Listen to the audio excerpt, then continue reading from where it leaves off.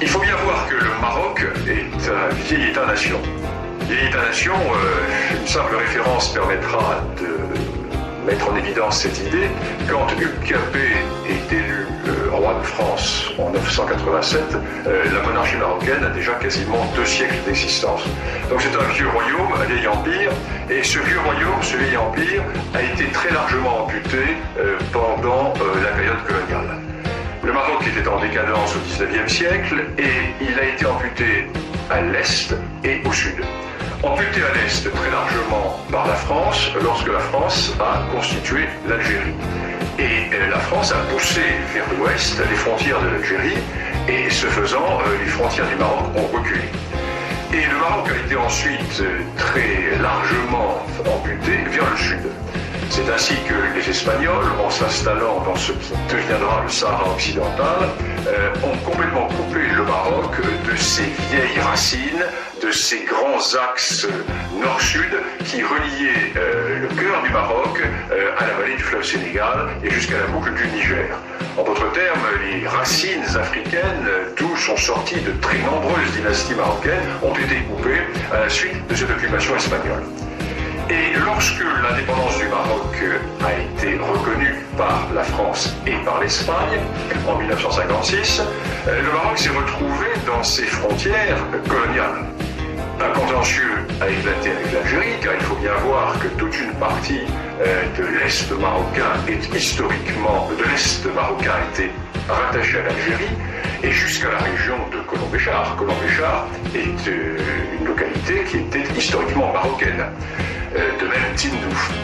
Et Restet au Maroc a récupéré toute la partie sud qui était territoire espagnol, Sahara occidental. Les Espagnols hésitaient à donner l'indépendance à la région et les Espagnols ont traîné les pieds. Ce qui fait que le roi du Maroc, Hassan II, s'est tourné vers la Cour internationale de justice et a posé la question suivante. Quels étaient les droits historiques du Maroc dans ce Sahara occidental? En effet, les Espagnols voulaient créer la fiction d'une entité sahraoui de façon à créer au sud du Maroc un État totalement artificiel, mais qui, pour survivre, devrait se tourner vers Madrid. Les Espagnols comptaient rester par le biais de cet État fragile, dépendant de l'Espagne. Quant à l'Algérie, qui a toujours nourri une certaine, je ne dirais pas une certaine jalousie, le terme serait trop fort, mais une certaine envie vis-à-vis du Maroc. Pourquoi? Nous sommes là au cœur de la grande question du Maghreb. Il y a un État-nation dans le Maghreb, c'est le Maroc. La Tunisie également. Mais l'Algérie n'a jamais existé. L'Algérie est une création française. Lorsque la France arrive en Algérie, l'Algérie est une dépendance turque, totalement dissociée. Historiquement, il n'y a pas de nation algérienne. Il y a certes un royaume de Tlemcen, il y a certes des entités ici ou là, mais il n'y a pas d'État algérien. Et l'Algérie a toujours nourri vis-à-vis du Maroc une sorte de complexe d'infériorité. Et l'Algérie ne voulait absolument pas que le Maroc puisse récupérer le Sahara occidental. Pourquoi? Il suffit de regarder une carte. L'Algérie est un État accroché au littoral méditerranéen du nord de l'Afrique, avec un énorme appendice qui s'avance vers le sud, à travers le Sahara, appendice totalement artificiellement rattaché à l'Algérie par le général de Gaulle, alors que le Sahara n'a jamais été algérien, puisque l'Algérie n'a jamais existé. Et cette Algérie, donc géopolitiquement coincée dans la Méditerranée. Alors que son voisin marocain, qui ne dispose pas de ses richesses, a lui une immense façade atlantique. Et la récupération du Sahara occidental fait que le Maroc se retrouve avec plusieurs milliers de kilomètres de littoral atlantique, ce qui fait que le Maroc est totalement tourné vers le grand large, le Maroc est totalement tourné vers cet océan des grands contacts océaniques. Ce qui fait que l'Algérie se trouve coincée dans cette Méditerranée, qui est un lac.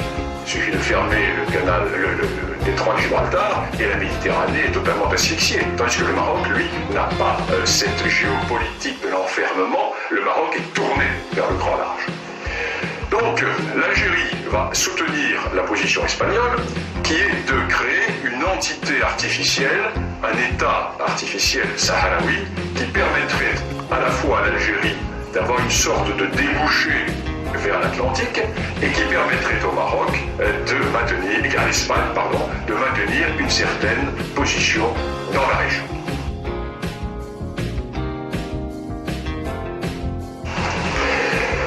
Historiquement parlant, la revendication marocaine est absolument incontestable.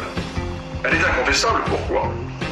Parce que 5 des dynasties marocaines sont sorties du Sahara occidental ou du Grand Sud saharien. C'est un premier élément. La première de ces dynasties, c'est celle des Almohavides. Les Almohavides qui vont du fleuve Sénégal jusqu'au centre de l'Espagne constituaient ce que l'on a appelé l'Empire des deux rives, qui était un empire marocain. Je ne vais pas rentrer dans le détail des dynasties marocaines, mais la plupart des dynasties viennent du Grand Sud. Deuxième élément, nous avons les réalités qui étaient les réalités économiques et politiques. Toute la vallée du fleuve Sénégal, la vallée du fleuve Niger, la boucle du Niger était tournée vers le Maroc. N'oublions pas qu'au XVIe siècle, Tombouctou était une ville marocaine. La prière à Tombouctou était dite au nom du sultan du Maroc. Le pachalik de Tombouctou était un pachalik marocain. N'oublions pas également que les grandes routes transsahariennes qui permettaient de mettre en relation le monde ouest-africain avec le monde méditerranéen étaient sous contrôle marocain et aboutissaient dans les grands marchés du sud du Maroc.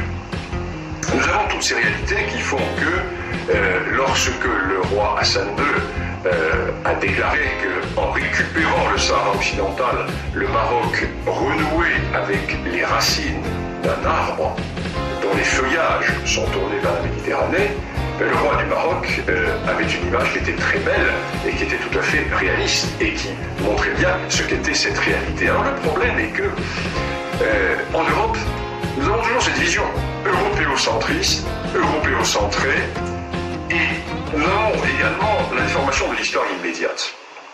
Il est évident que dans les années 1890, lorsque se posa la question marocaine, le Maroc était en état de décadence, en état profond de décadence, et il n'était pas en mesure d'exercer sa souveraineté sur l'ensemble de ses territoires du Sud. Et nous avons cette vision qui est une vision du XIXe siècle. Or, la véritable réalité politico-historique et géopolitique de cette région est largement antérieure au XIXe siècle. Ce qui fait que si nous faisons un peu d'histoire, et c'est l'intérêt de cette discipline, si nous faisons un peu d'histoire, nous constatons que par le passé, le Maroc, effectivement, avait des droits qui s'étendaient, j'allais dire, bien au-delà du Sahara occidental qu'il a récupéré depuis 35 ans. Car, sans déplaire à nos amis mauritaniens, nous devons également reconnaître que la Mauritanie n'a jamais existé et que la Mauritanie actuelle a été, du moins dans sa partie nord, très largement une dépendance marocaine jusqu'au début du XIXe siècle, puisque les émirs des tribus du nord de la Mauritanie étaient investis par le sultan du Maroc. Alors nous sommes là dans une réalité tout à fait intéressante qui fait que le Maroc, puissance continentale, se retrouve être une puissance maritime. Et tout le cœur de la question repose à Alger. Car il n'y a de question du Sahara occidental que parce que l'Algérie n'accepte pas, elle n'ose pas le dire ouvertement, tout simplement parce que l'Algérie n'accepte pas de voir que son voisin occidental, que son voisin marocain, se retrouve doté d'atouts géopolitiques considérables qui vont faire que dans le siècle à venir, le Maroc va avoir un rôle tout à fait déterminant dans la géopolitique de cette partie d'Afrique, alors que l'Algérie, en dépit de ses richesses découvertes par la France au Sahara, n'est qu'un État enclavé dans cette Méditerranée qui n'est qu'une sorte de grand lac Léman par rapport à cet océan Atlantique qui est la mer de contact avec tous les océans du globe.